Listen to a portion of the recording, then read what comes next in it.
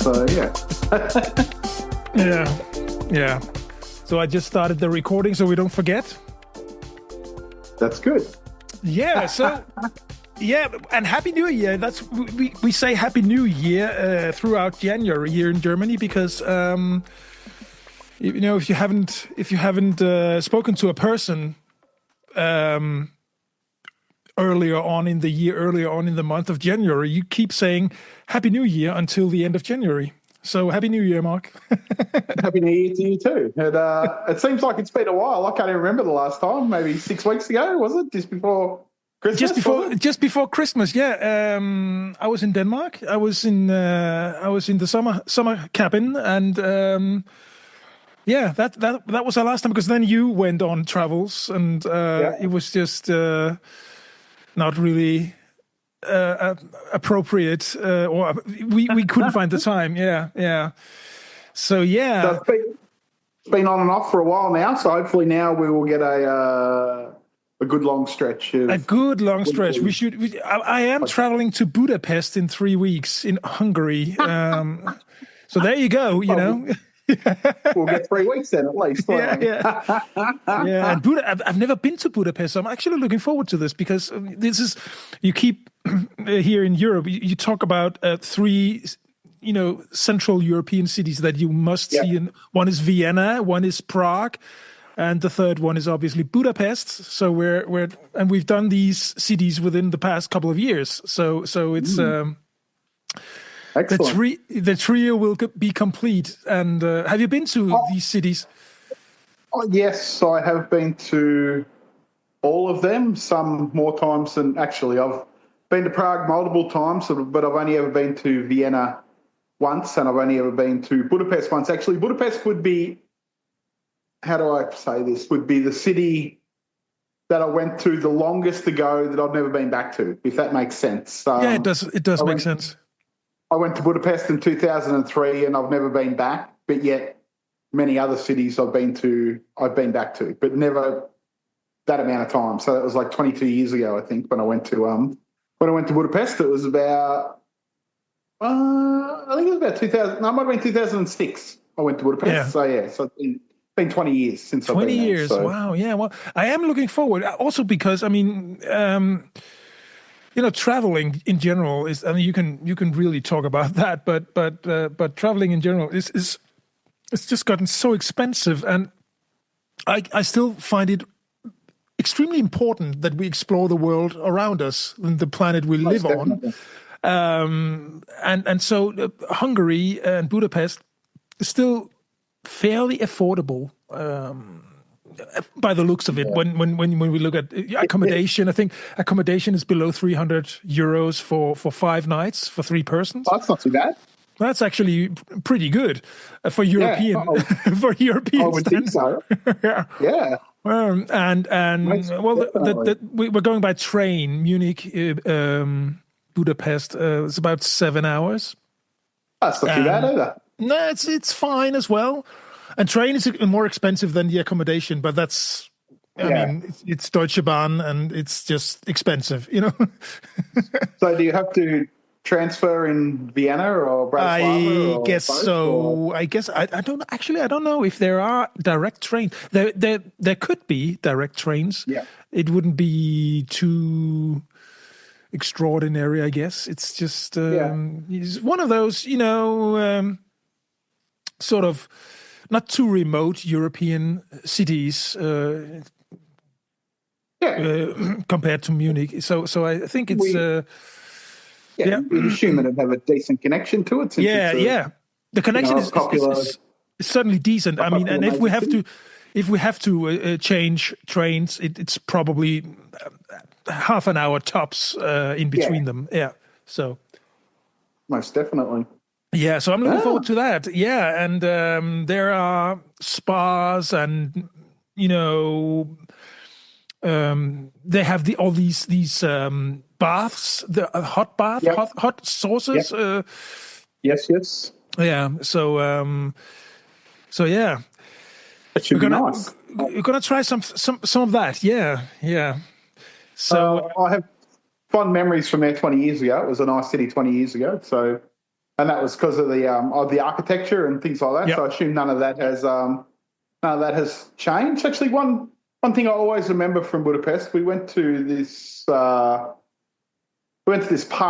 and it was quite unique for us from Australia. What they'd done is they'd moved all the old communist statues of Lenin and Marx and people like this that they would have destroyed, and they moved them out of the city centre into this park. Yeah, with all these big communist statues in it, which I found quite unique because obviously, Australia was never a communist country, so we didn't have, grandiose statues of leaders and things like that floating around. It's not really in your culture, no. Yeah, I specifically remember that as being a quite quirky but unique attraction that we went and seen in Budapest many years ago. Yeah, it's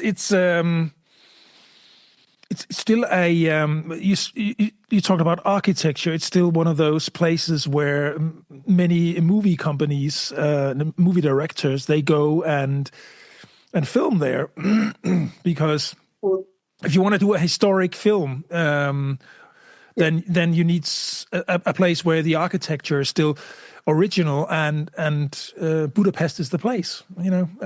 Some places in Prague as well. Yeah.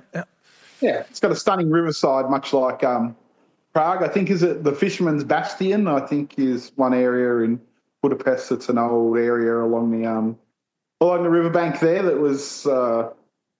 Very, very picturesque place, Budapest. From what I remember, I'd actually love to go back there one day. Maybe I will go back there one day. Who knows? You still have, I guess, hopefully 40, 50 years of traveling ahead of you. I'd like to think so. I'd be happy if I've got 20. In reality,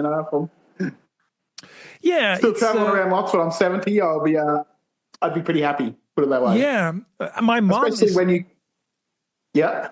I'm saying my mom is turning 75 in 3 weeks, and she just went on a safari in Kenya. So wow, it is doable. Yeah. And did she enjoy it? She enjoyed it very much. It was probably, as she said, because when my dad was still alive, they would also travel, and she's been traveling. Yeah. He's been dead for 20 years, but she's been traveling, on and off ever since as well. But she compared it to the first time she went to Greenland, and she said that was such a moving experience, such a groundbreaking experience in her worldview, and they ended up moving to Greenland and stayed there, lived there for years. And she said, going to Kenya, going to a safari, going to see all the highlights that they can offer. Yeah. So was it because of the people or the countryside or the animals? Or? She went there because she's into geocaching. You heard of that expression, geocaching? Yeah, where they get the GPS and they've got to go find exactly. Yeah. And so that was the main reason. And she has friends in high places, I would say, living there, and so she stayed with them, and so they went on with her on the safari, and you know what? Obviously, it had a cost per head. This safari, it was arranged through an agency, and I think it was about €1,000 for 4 days with full accommodation. And I mean, because I had thought, probably in the area of €2,000, but my mom said no, it was below €1,000. Wow, that's actually, when you think of it, what you got like a licensed tour guide who knows his way around safety and wild animals and And they've got the all the equipment, the vehicles, There's a lot goes into it. tents or whatever for the campgrounds. Yep. It was absolutely a fair price. Sounds like it. Like, Yeah. I don't know. I've never been to Africa. I don't know. I don't know why. It's because it's a long way away from Australia and it's expensive. Probably that probably really sums it up for me. Is the expense side of it. Maybe it's also because, I mean, if you go to the bush in Australia, you got wildlife. Yeah. Not the same wildlife, obviously, but I guess it's maybe so. Yeah. And if I went to Africa, I'd more be thinking of going to probably Egypt or somewhere like that than Kenya. Kenya is famous for its safari tourism. Also, the Danish author Karen Blixen. I came from there as well. Yeah, she had a farm there, so there's a Danish relation. They went to see her house, and that was the. I mean, Cape Town looks nice. Cape Town looks nice. Like I've seen. But it's very dangerous too. So you sort of go, well, you've got to weigh it up. You can only stay in, certain areas and not go out of that area, and things like that. Or a lot of gated communities. So you sort of go, well, is that really traveling? Is it really free if you're just sort of staying? I mean, all cities, I guess, have their areas where you shouldn't venture out of, but I don't know. Well, my mom had the same experience in Kenya because she said, the contrast between rich and poor is significant, and they stayed in a gated community as well.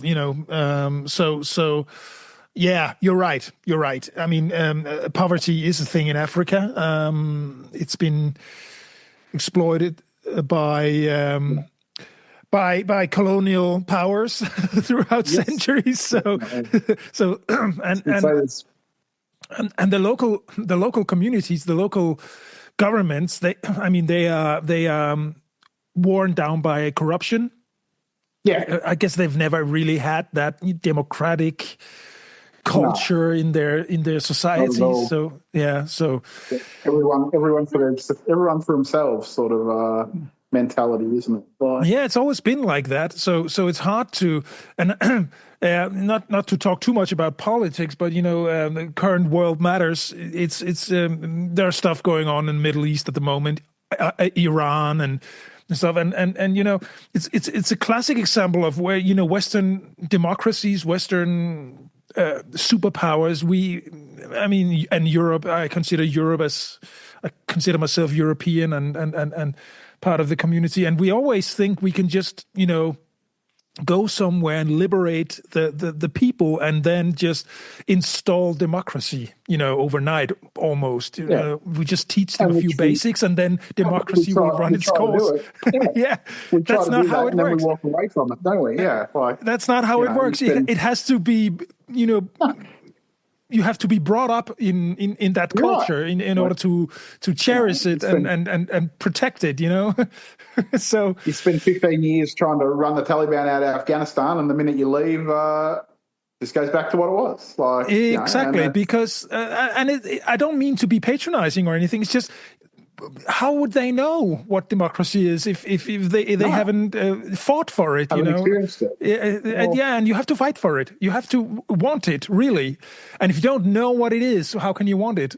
so it's is it, if you've never had it, is it really better?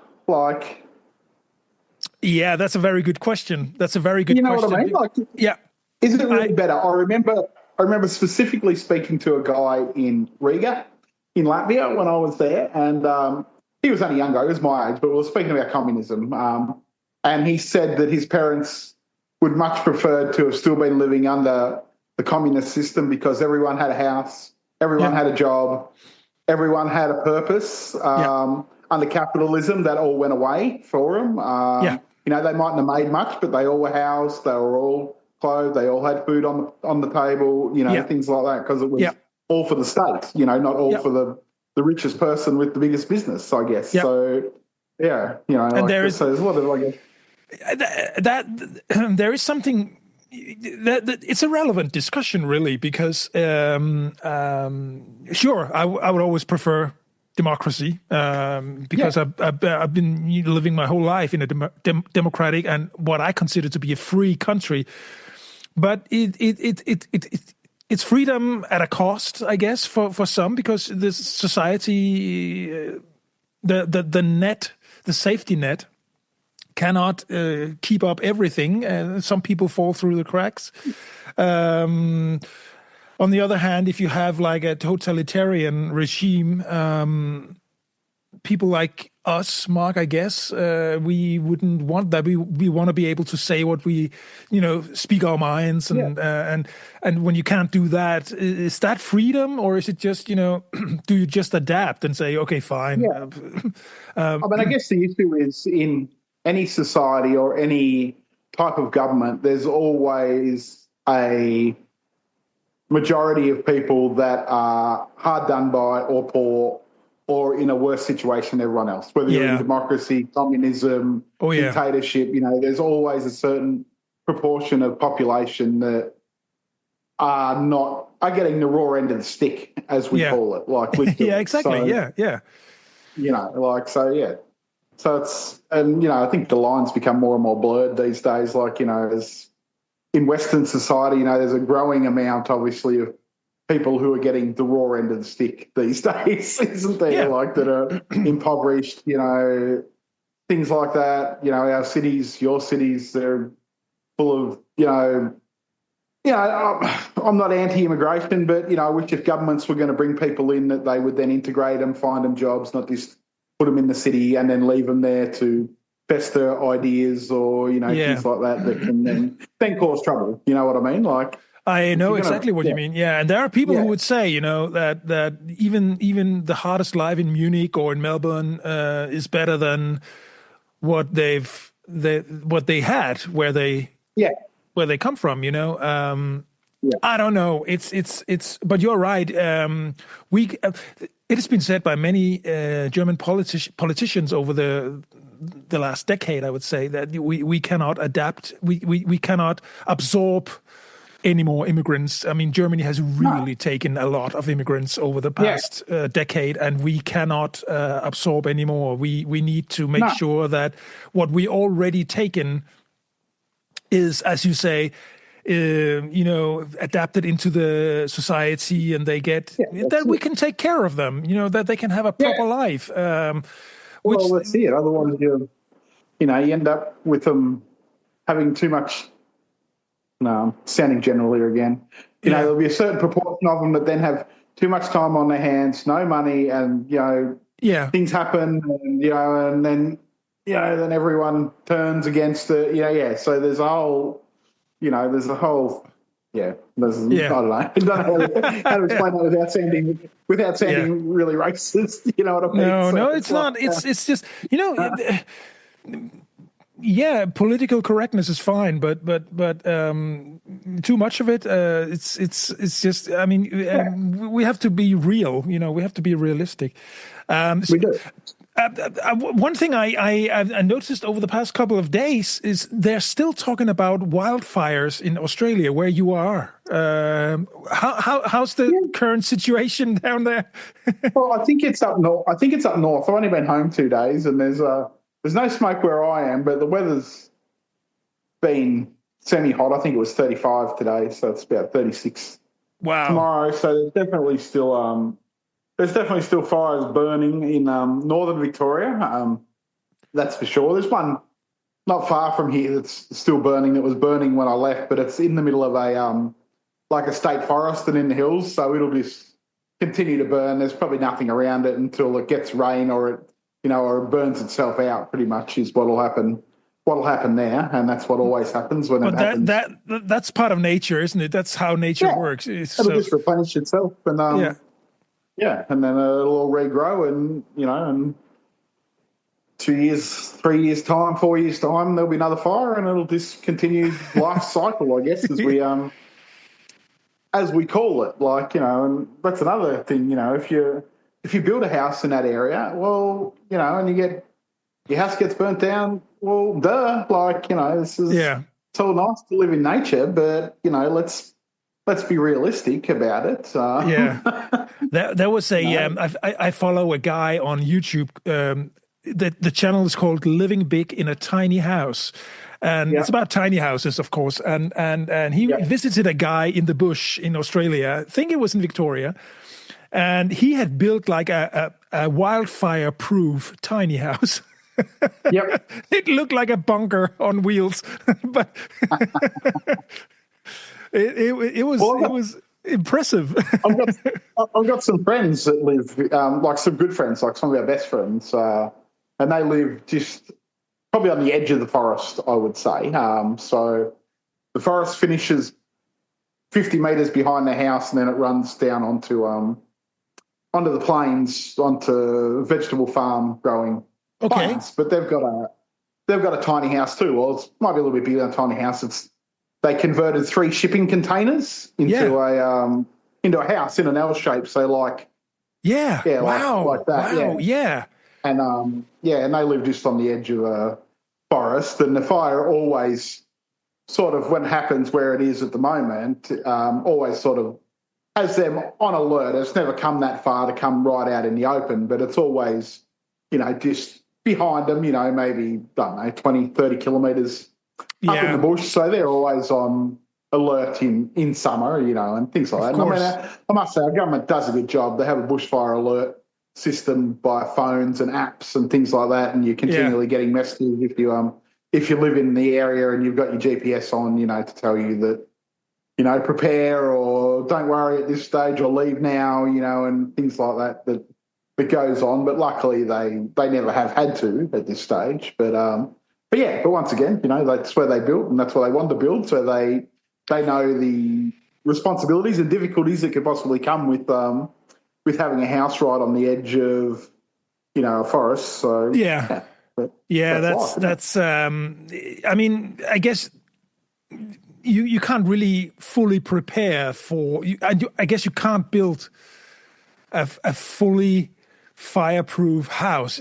I guess it's not No, possible because of the heat, the general, I mean, no, not at all. And like you can they can backburn, as they call it. Like in the winter, they often the government starts fires, like, to try and burn out some of the undergrowth and things like that. So when summer comes around, it's not quite as overgrown and yeah. likely to catch fire. But I mean, you can't, there's a fair section of the state of Victoria, I wouldn't know, 20, 30% maybe, that is forest, 30% of the state, and Victoria's twice the size of Great Britain. Like, so, Yeah. so you can never, you can never, you can never backburn that much and make that many fire breaks that you're ever really going to control it. Because if you get a strong wind, a fire break is generally only the width of a road. Like, you only need a breeze to blow up ember on the Yeah. other side of the Yeah. road, and away you go. Like, so yeah, so there's never really a fire break No, as such. no. But that's life. We sort of live with that in Australia in certain areas, and it Yeah. happens bad every 5 or 6 years, and then other summers it doesn't. It seems to have been particularly hot this January, but prior to January there really wasn't much heat. So yeah, but there wasn't much rain either. So it's been slowly drying out for the Yeah. last few months in We've had preparation for a fire. we've had a fairly cold winter this year. We had snow yesterday. It melted all the day yesterday, but we've had the past couple of weeks. It's been fairly cold. Not too cold, but below zero. Yep. Which is a little bit unusual. I mean, for like 10, 15 years ago, it wasn't Yep. unusual at all. That But cold. it's warming up, and so we've had a fairly long stretch with cold, and I would yeah, say. Yep. it's getting colder again. The snow melted yesterday, and now it's getting colder again. So the problem is, there's on the sidewalks and on the streets, the melting snow. It sort of ends up as ice, and when Ice. it's freezing, melting, Yep. it's just Gets a bit slippery. it gets dangerous, Yeah. So speaking about dangerous, when I was in Malacca in Malaysia, I tripped over. Yes, and I saw that. You had a trip and to the emergency unit, didn't you? no, I didn't. I didn't go while I was Oh, overseas. I put up with it for 10 days, but I came home and got an X-ray today, and I'd fractured my big toe oh man. and bruised my ribs. So I hobbled around Asia for it's been 2 weeks today since I did it. So I hobbled around full of Nurofen and Panadol for 2 weeks. Oh, man.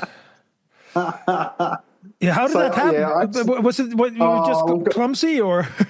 Well, I was and I wasn't. It was early in the morning and it was dark, and I thought I was in a clear place, like I was fine. But I put my drone up and it sort of misbehaved and went sideways, and I took a step sideways to try and grab hold of it, and I didn't see there was a round concrete disc about 30 centimetres in diameter on the ground, and it was probably 2 inches high, just enough for me when I stepped violently one way in a hurry to try and grab this drone that I smashed my foot into that, which then caused me to fall over it and land on my hip and then hit my ribs into the edge of like the retaining wall that it was where I was standing, basically. So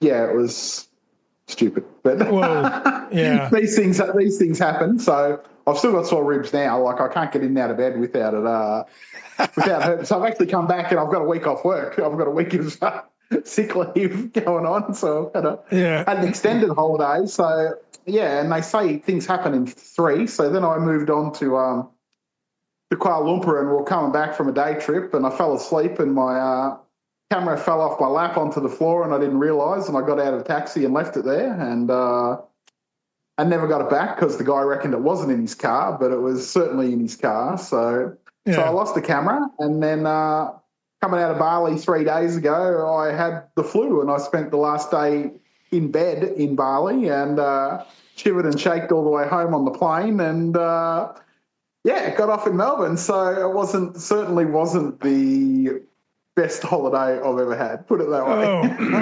Oh, man, that sounds terrible. But these things happen though, don't they? So, it's all part of travel. Not everything can be perfect. Losing your gear when traveling is something, it's so annoying, but all travelers, they've tried it. We all, it's more the SD. It was more the SD card in the camera. I mean, luckily I'd been backing everything up nearly every day, so I only really lost a day. And, I can justify it in my head by saying I was going to buy the upgraded version of the DJI Pocket because there's a DJI Pocket 4 coming out in 2 months' time. So I was going to buy the upgraded version. That's a great excuse. But I would still like to have had the old one so Rebecca could have used it. That was the plan. But now it's probably in some pawn shop in Kuala Lumpur in someone's house, I'm guessing, somewhere. So, so it wasn't the best trip. No.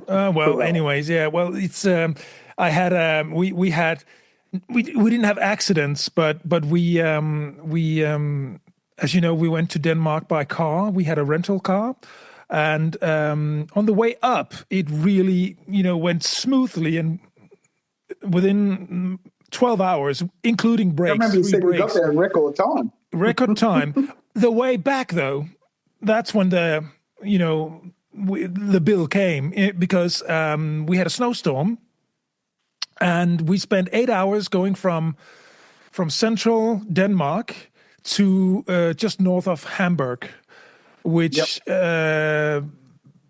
is unheard of. And traffic was at a standstill, and snow was pouring down, and ice was on the highway, so we didn't move.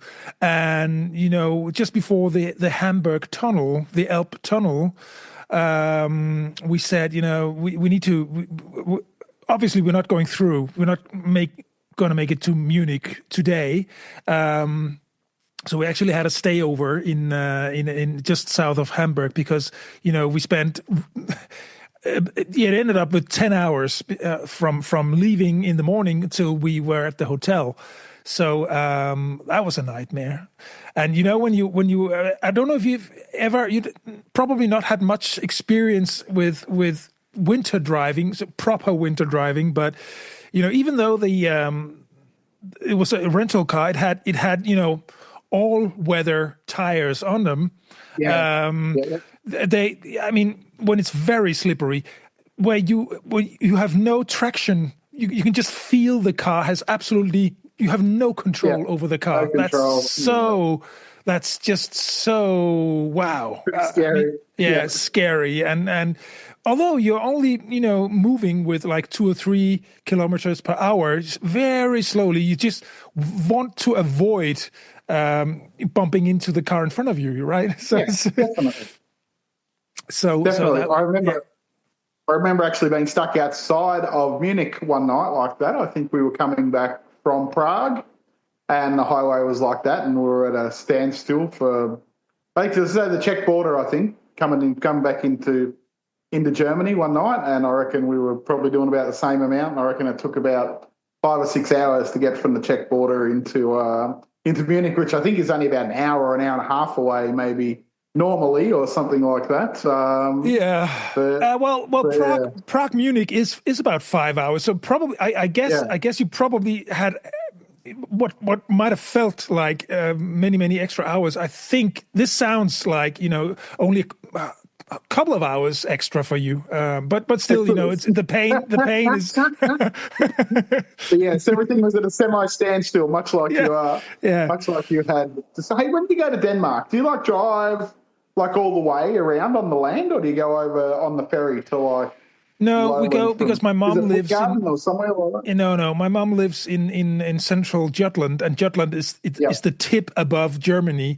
What we do is that we can either go Nuremberg, and then Würzburg, Fulda, Hanover, and then up the A7 through Hamburg and up to Denmark, or we go through former East Germany, which is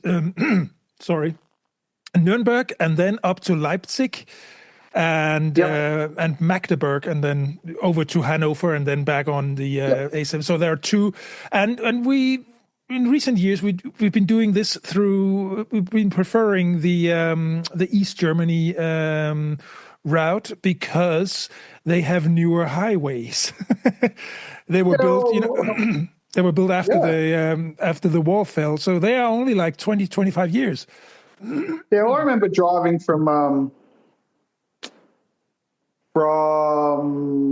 not Prague. What's the other city? Pilsen to Berlin, and obviously, once you get back into Germany, it's going up that way that you're speaking about towards Berlin. And I have a memory of a pretty good highway going that way towards Berlin. So, most definitely. And the thing is, after investing so much money in infrastructure in former East Germany, the former West Germany is sort of neglected. And they're taking care of it now. But so... The problem is for the past 10 years and for the next 10 years, there will be like construction work all over. And it's really a pain. It's bridges, it's railroads, it's highways. It's just, so what we do is that we take the path through Eastern Germany. It's absolutely fine. Yeah. Absolutely fine. The only problem is there are a bit of a stretch between the gas stations, but it's just that when you've been doing it for a couple of times, okay, we need to make sure that we have at least 100 kilometers in the tank. Kilometers of petrol, for sure. Yeah, there was some point, even though, I think I drove from just in that north section there. I think I drove from Berlin to Pilsen in somewhere in Puttgarden Holland as well. Oh, yeah. You probably go to Puttgarden as well. I think it was Frankfurt, the other Frankfurt that's in Germany, the one that's on the border, Frankfurt on Main or Frankfurt. somewhere Frankfurt am like that. Main And the highway, is the main Frankfurt. Is the there's largest another one though, isn't there? airport. Yeah, there is. Yeah, I I can't don't think of know. what it's called, Yeah, but it's but in East Germany. It's on the border with Poland.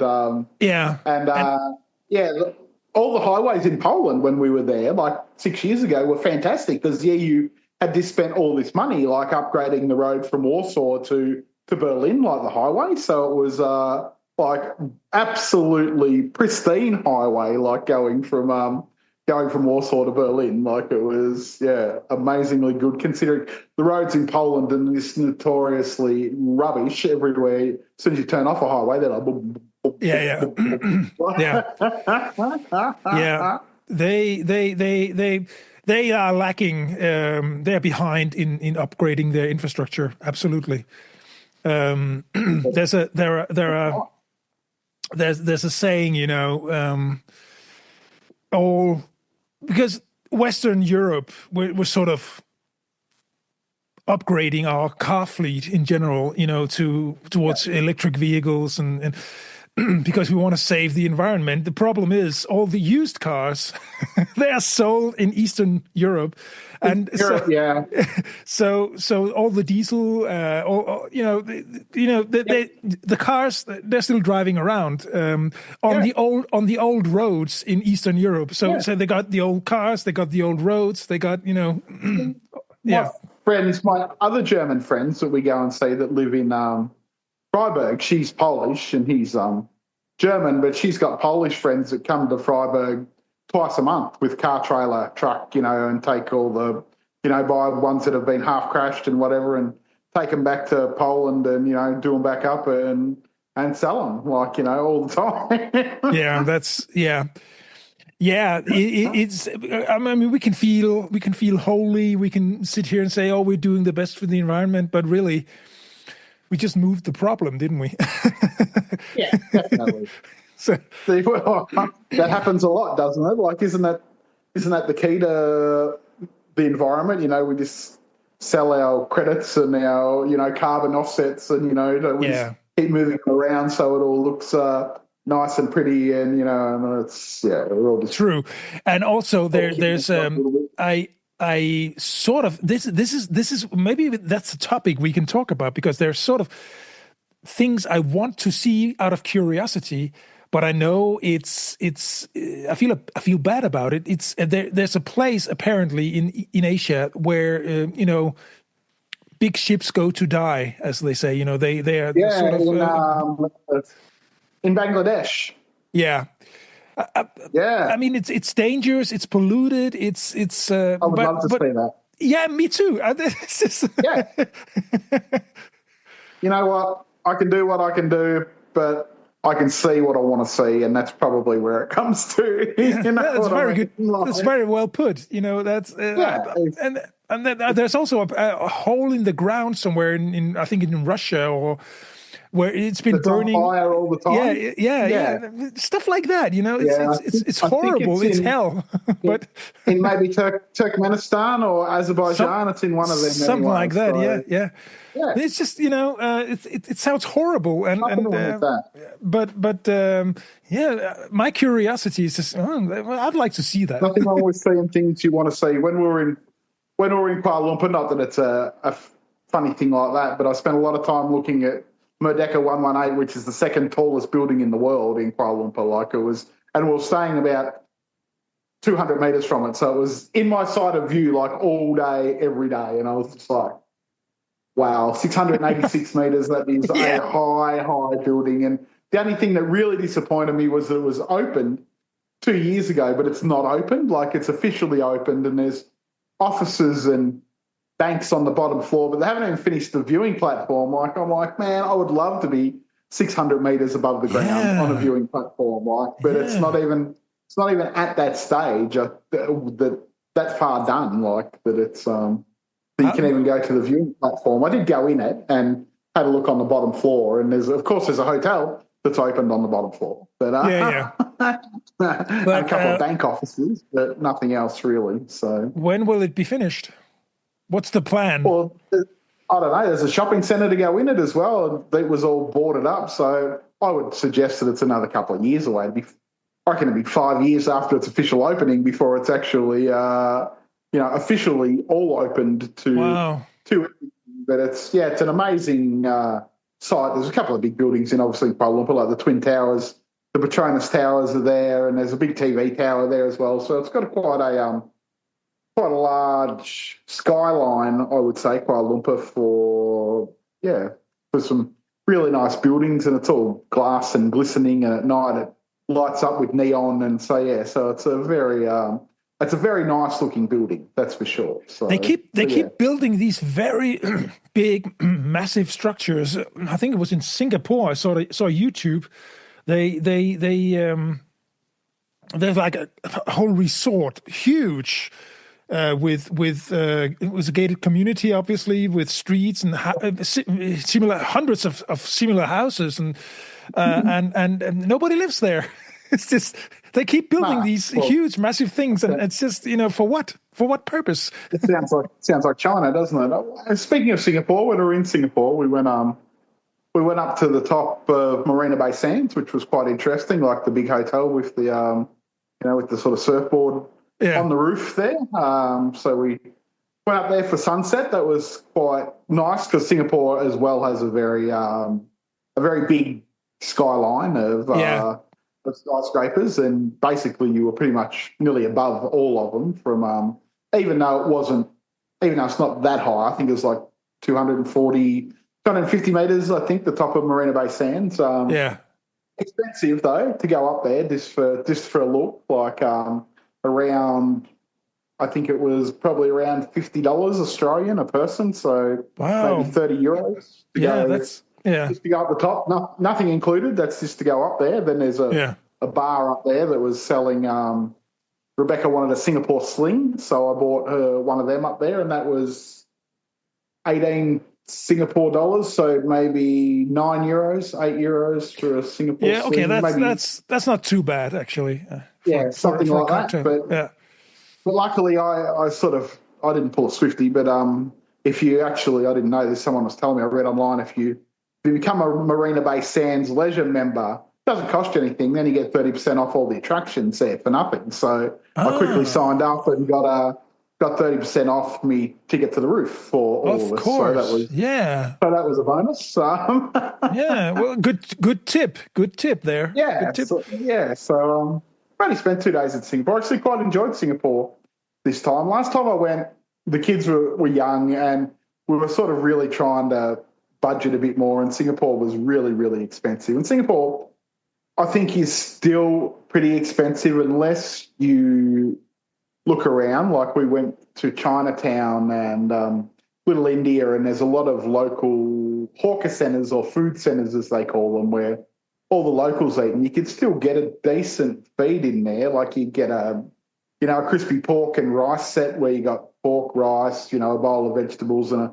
little bowl of soup, for about $6.50 Singaporean, which is quite reasonable. So, around €3.50 or something like that for a meal set. But then we also went to one of the more well-known hawker centres or food courts, which is called the Newton Food Centre. Appeared in movies like Crazy Rich Asians and all these other movies, and you were paying 3 times that amount for the exact same thing just because it was well-known and tourist-friendly. So certainly if you look around in Singapore, there's still value to be had. Actually, the beer was dearer than the food, literally. Like a 600, like a big bottle, serving the big bottle, so like 600 ml bottle of beer.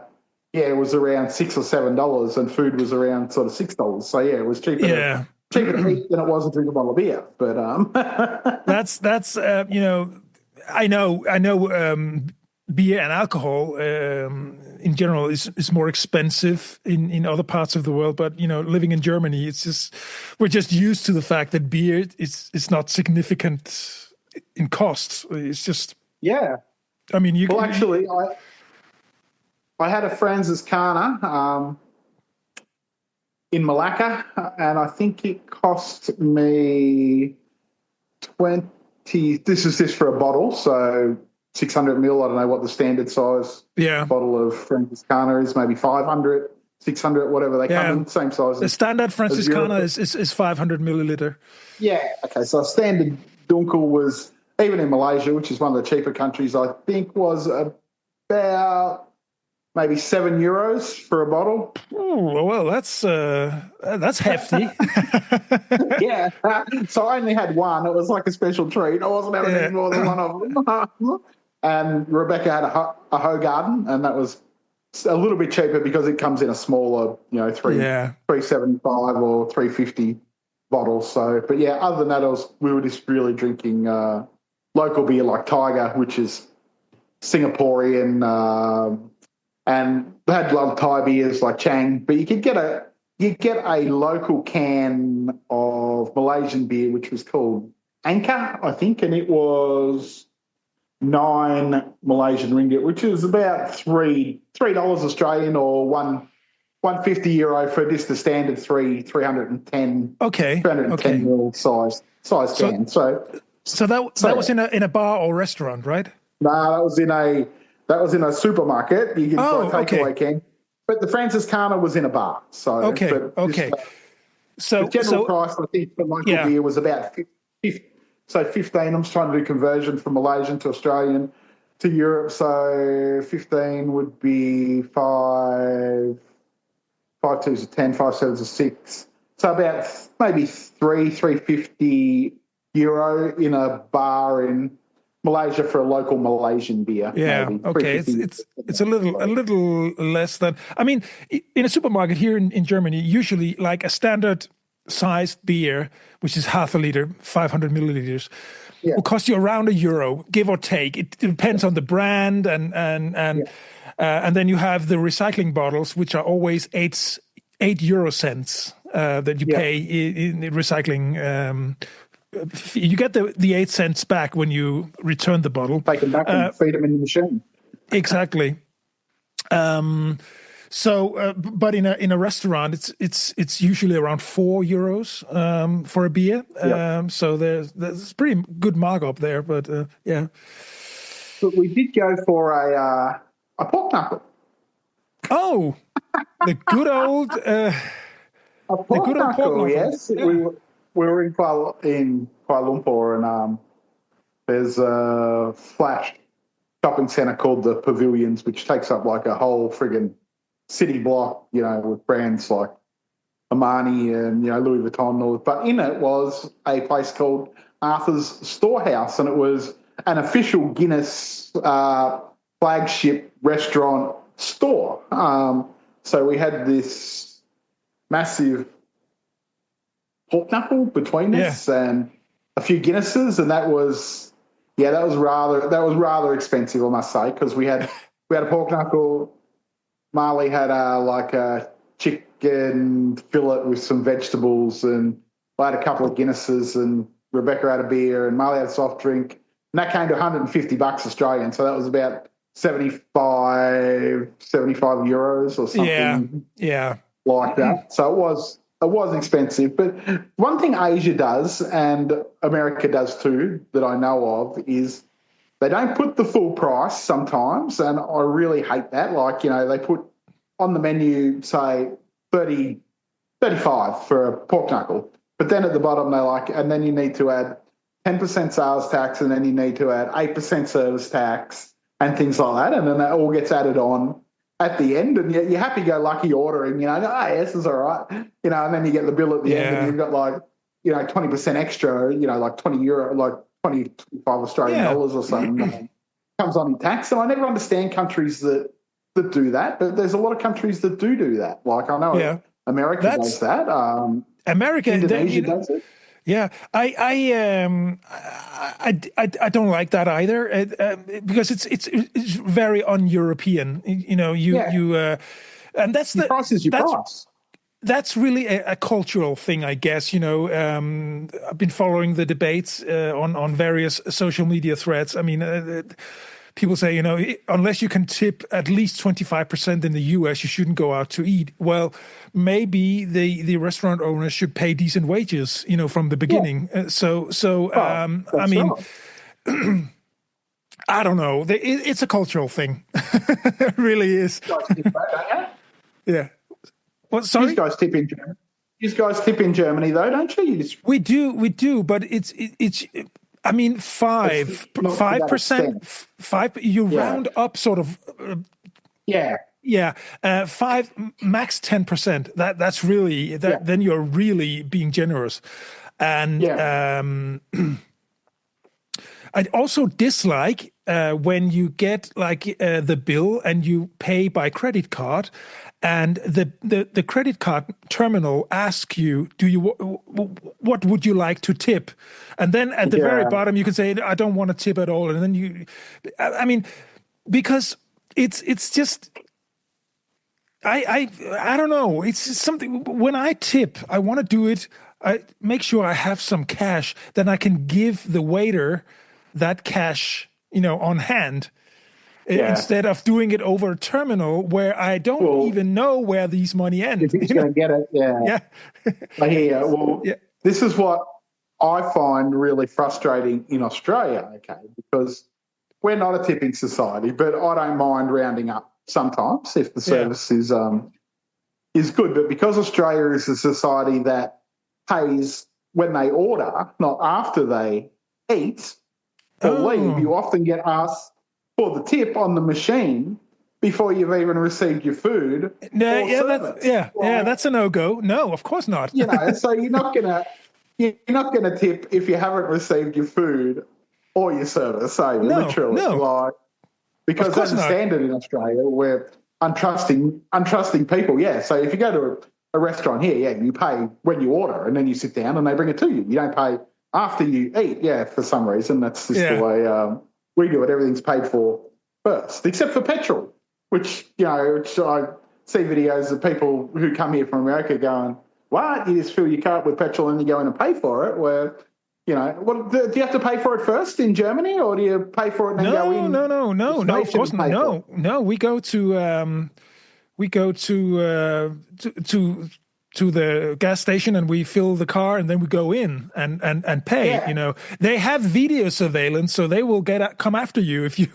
Yeah, for sure. But apparently in America, you must pay first. Like I know there's after hours some places here where you have to do that, but that's like service stations that are in the middle of nowhere and it's in the middle of the night, and things like that, and you have to go up there to the little window and pay and then they authorise it, but that's never happens anywhere else during the day. Some petrol Bowsers actually have an EFTPOS terminal on them so you can pay at the Bowser if you want and select your amounts or whatever, but yeah, as a standard, I don't think I've ever been to a petrol station here in Australia that makes you pay first. But Indonesia's a go. In Bali, like they actually have an attendant who stands at every row of petrol Bowsers. So how you might go into a servo and it's got like 4 different rows that you can drive into, like 4 different banks of Bowsers. Well, there's an attendant who's responsible for each row, and they just sit there and they hold their EFTPOS machine and take your cash off. You're right there. You don't have to go in the shop. They just come over your car, hold the terminal up to your window, tap, off you go. No, the unattended, after hours, they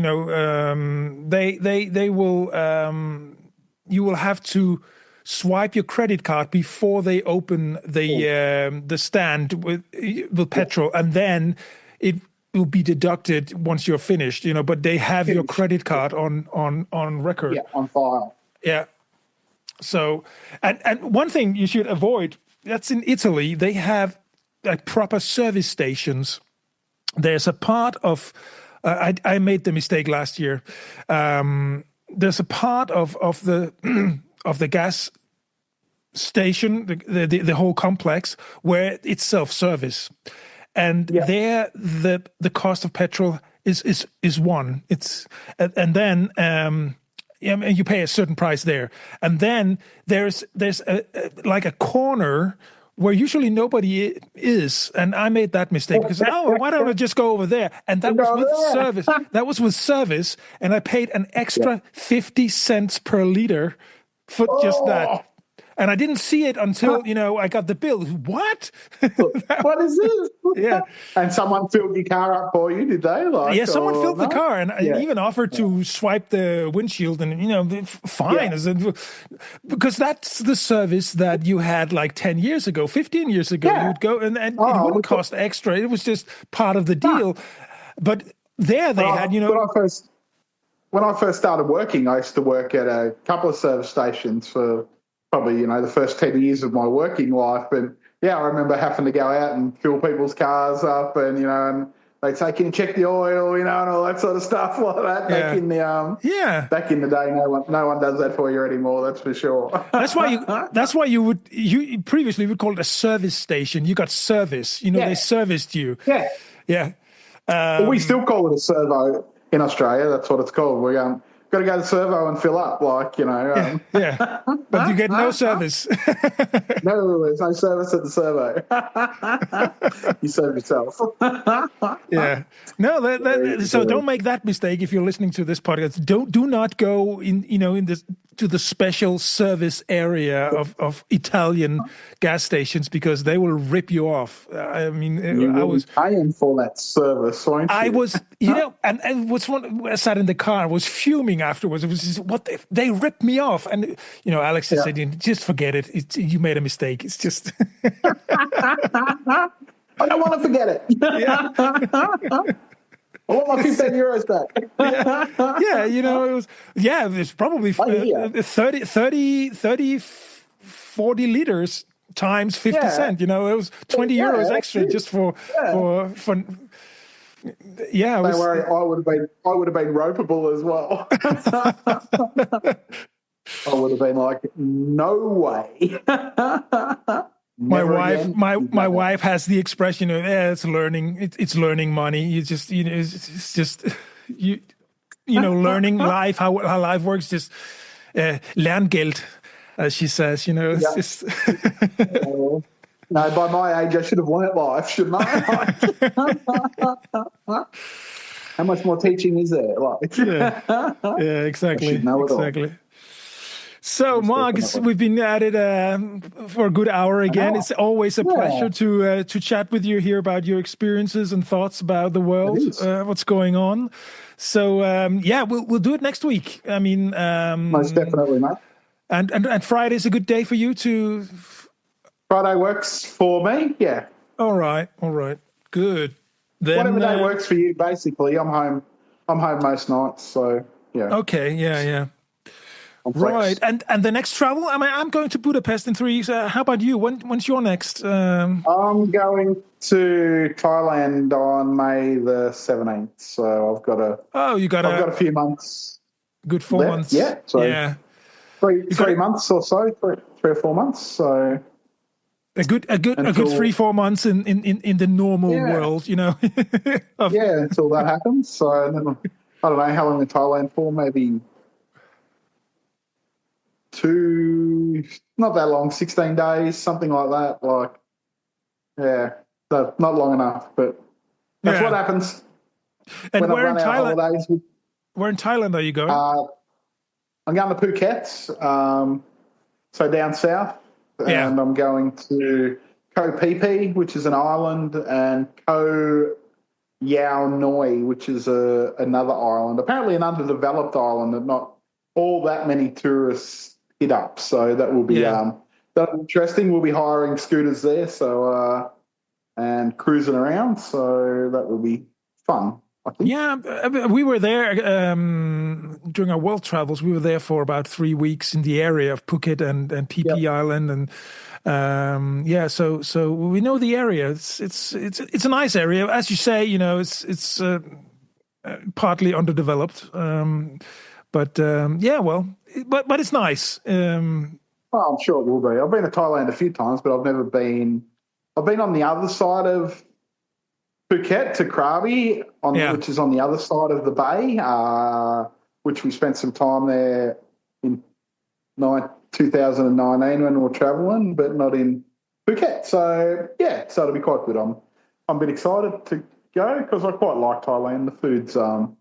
The food's nice, and out of all Asian countries, it's probably the easiest country to travel around. I think in a certain sense that there's always a lot of tourists around, and and it's very Western, which is not always what I want, but sometimes I'm just going for a short trip and I know I'm going to a tourist area like Phuket. I know it'll be easy, if you know what I mean. There won't be a great deal of your biggest issue will be being ripped off by a taxi driver or exactly pocketed or something like that more than anything.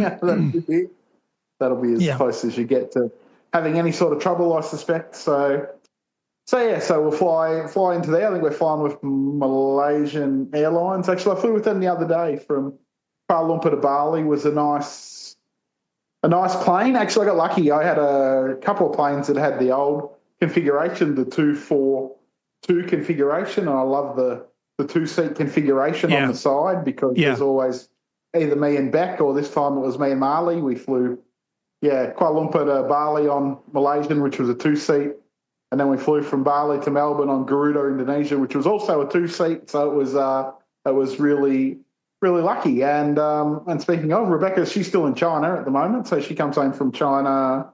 She's leaving China tomorrow, I think. Yeah. So me and Marley are home by ourselves. So last Friday me and Marley flew to Bali and she flew to China from Kuala Lumpur. We left 1 hour apart, so we all went to the airport together, and she jumped on a southern China flight and went north, and we jumped on a Malaysian flight and went south.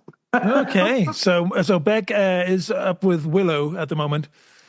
Yes, until tomorrow, and I think they leave China 5 o'clock tomorrow night, and I've got to go Melbourne Airport, which is a lovely 3-hour drive or 3.5-hour drive. But 1 o'clock tomorrow, 1 o'clock Sunday afternoon, I've got to pick her up. So, and then I've got to go back to the airport the week later and pick some of Willow's Chinese family are coming out, so I've got to go back the week after and pick one of them up, and then the week after that, or the week and a half after that, I'll have to go back and take them back to the airport. So so I've got a lot of kilometres to travel and a lot of tolls to pay and a lot of airport parking to pay in the next few weeks. But such is life.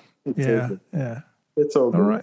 Anyway, we were going 5 minutes ago, weren't we, before we refired up our whole conversation there. And anyway, say hello to your family, my friend. You do the same. You do the same when they return. I will. And talk next week then. Cheers. Cheers, buddy. See ya. Bye. Bye.